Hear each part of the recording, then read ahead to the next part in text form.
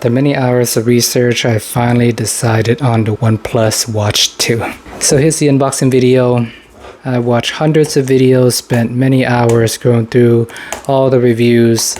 So at the end of the day, it all came down to if you want a smartwatch for the actual smartwatch functionality. For example, do you want all the cool apps and features, or you're looking more of a fitness watch like Garmin? So Garmin, I would say, is better for fitness tracking, and OnePlus and anything with Android Wear or even the Apple Watch, those would be better for softwares such as Google Assistant. You're gonna have access to more apps and things like that. And this box is not very easy to open, by the way.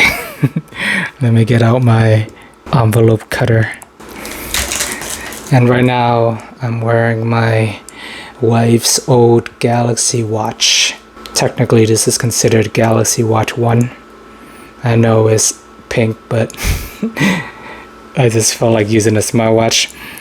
So I'm planning to run a 10K in September. Now I'm super into fitness tracking.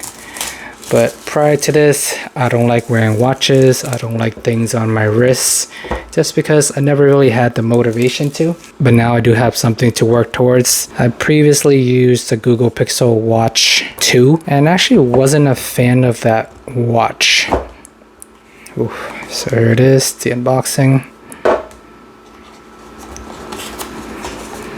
Really nice package, by the way. Here's the watch itself, and just for size comparison, slightly bigger than my Galaxy Watch 1. Although the one got the rotating bezel, this one does not. We got the home button up here, multi-functional button at the bottom, and you can see here this thing turns, but it actually does not do anything. It's just for fun. OnePlus claims it's supposed to help the watch if you drop it or hit it. But I think maybe initially they planned on adding some functionality, but it just never made it onto the watch. So now you just got a rotating knob that doesn't do anything. I think I'm fine with that. The bezels on Samsung phones are nice, the rotating bezel, but it's not something I would die for. I can live with or without it.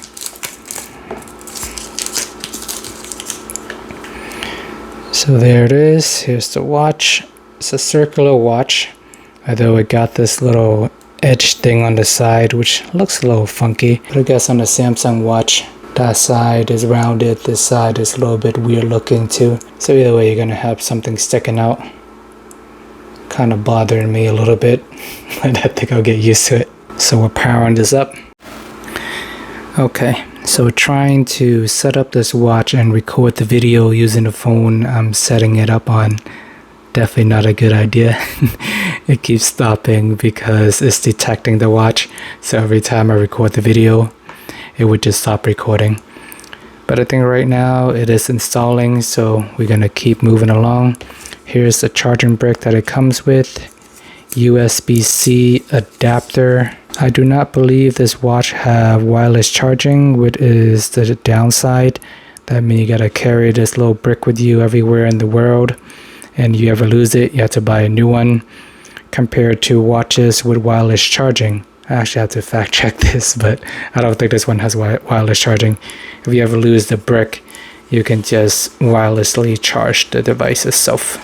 They've included a USB-C cable, which is nice to see. You know, these days with phones, you don't get charging brick anymore. So we got charging brick and cable on that side. On this side, we got the manual. So that's pretty much it. Nothing exciting there. We will continue to set up this watch. But for this particular watch, I'm definitely going to be testing it out intensively, holding it for the first time. I like this black color. The strap feels pretty premium and high quality. We got the OnePlus branding back here. Definitely got some weight and bulk to it. And look forward to seeing how the battery life lasts in this phone, and even the software From a lot of reviews I've seen, I don't think it is as robust as Samsung, so still a work in progress. Luckily it's software, so they can always be updated and tweaked over time. Even when downloading the app for the first time, it is a 2.7 star review, so I will hold my breath there, see how it's going to perform just in terms of the health functionality and the tracking itself. Look forward to using this watch. So here are 7 things that I like and do not like about this watch. Let's start off with the good stuff. The battery life is absolutely amazing on this watch. Just fresh out the box, using it as is, I've gotten easily over 2.5 days of usage. I know it is advertised as a 100-hour battery life watch, but that's assuming if you use all the power saving mode, turn off all the always on display, limit all the features and things like that. But for me, anything more than a day is more than enough. It doesn't give me battery anxiety. A lot of the other big manufacturers like Apple, Samsung, Google, their watches tend to last barely a day. So OnePlus being able to last 2 to 4 days is definitely a breath of fresh air. On the other hand, a lot of the Amazon watches that are roughly $50 or so that you can buy, those watches actually last you like a week, but they don't have Wear OS and all the apps integration like Google, Apple, and Samsung. But regardless, love the battery life on this watch. Next thing I like is when you actually lift the watch up to look at the time, it works really well. It shows the time right away. It may be something minor, but on the $50 Amazon smartwatches, when I lift up the watch, sometimes I cannot see the time. I gotta like flick my wrist or press a button or turn my wrist awkwardly for it to finally register. I experience similar issues on the Galaxy Watch 1. It's not as fast to recognize you lifting the watch, so sometimes it takes a little bit of effort to see the time. Since this feature works so well on this watch, I ended up turning off always on display. Actually always on display. It ended up turning off on its own somehow, but I never went back in the settings to turn it back on again, just because I didn't need to. And whenever I need to look at the time, I simply lift my watch and then the time shows. So that works very well. It's something really minor, but it makes a huge difference whenever you look at your watch. Obviously, you want to tell the time. You don't want to have to reach over, press a button, and do weird stuff with your wrist to get it turned on. So, huge plus there. Third thing I like is not specific to this watch, but it's coming from someone who wasn't wearing any watches to finally having a smartwatch on a consistent basis. I have used smartwatches in the past, but I never liked wearing watches, so I eventually gave up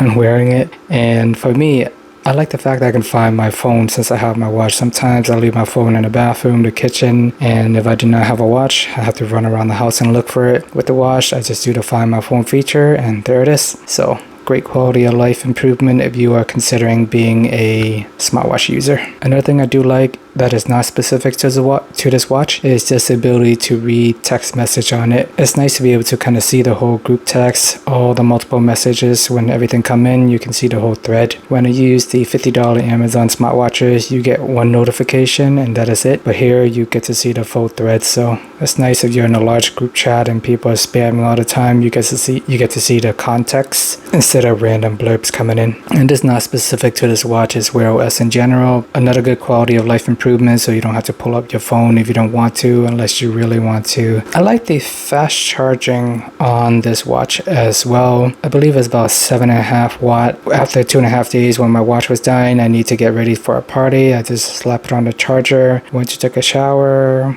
change, grab food. By the time I'm back, it's at 100%. It's gonna last me a full 2.5 days, if not more, depending on how much or little I use the watch. So certainly appreciate that. And the reason why I went with a smartwatch that has a Wear OS instead of something that is more fitness focused like a Garmin is I like having all the extra software. I may not use them all, but I use some. I know if I get a Garmin watch, it's going to be more accurate for fitness tracking. It's not going to have all the bells and whistles, but it does the one thing really well, and that's just tracking fitness. And those watches gonna last you at least a week or more, but I wanted to have something more smart and the best of both worlds, so I went with the OnePlus Watch 2 instead. And being able to have Google Wear OS, I can take notes using Google Keep, which is my favorite note-taking app. It's nice that I can just pull it up randomly when I don't have my phone with me. I can just hit record and then start taking notes from there, and at a later point I can go back to the computer and review my voice notes on the computer. Very seamless and helpful for me. Last of all, the seventh thing I like about this watch is the sleek design. This watch costs $200 to $300 depending on where and when you buy from. Price is $300. I think it's a bit pricey at the full list, so never buy anything at full price, but you are able to get at $200 or less. It is definitely a good watch. So let's get to some of the things that I do not like about this watch. The first thing I don't like is the O Health app, OnePlus app. It does not track your step on the phone itself. So if you're walking around, you're pushing a stroller or a shopping cart, your watch is not counting the step because you're just going in a straight motion and not swinging your arms. But if you have your phone in your pocket, your phone should be able to count your steps. So the Samsung Health app can count your steps, the Google Fit can count your steps, but the O Health does not count your steps. So if you have two apps installed at once, the Google Fit app is just going to register more steps, and the O Health is going to have less steps because you're pushing a cart and your arm is not moving. I wish that the app itself will count the steps as well and then sync with each other. Samsung does that really well, so that is why I'm actually considering switching over to a Galaxy Watch, just because I like to have all my steps accounted for and synced together in one app, and the O Health does not have that. And their health tracking app in general is not as robust. It doesn't have like the active minutes that I see on the Google Fit app, and it's not as easy to understand.